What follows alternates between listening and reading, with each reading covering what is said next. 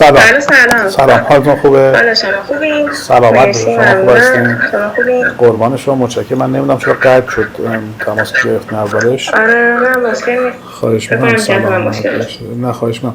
خودتون میدونید چند روز گذشته یا نمیدونید؟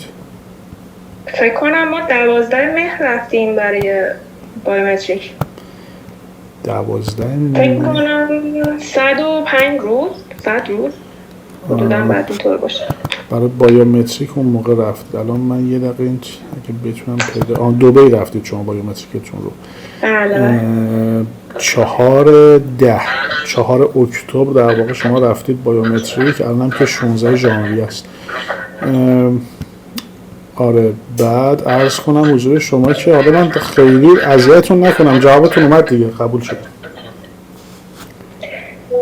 چی؟ میگم جوابتون اومد، قبول شد ویزاتون.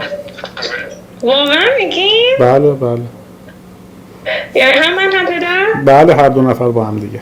وای همیشه خوش خبر باشید آقای کاظمی. سلامت باشید. اومد تو دهنم گفتی. من آره دیدم که فکر کنم تکراری شده این که زنگ میزنم میگم که چیز شده دیگه، همه میدونن چه خبره. با همین حساب خیلی اذیتتون نکردم دیگه.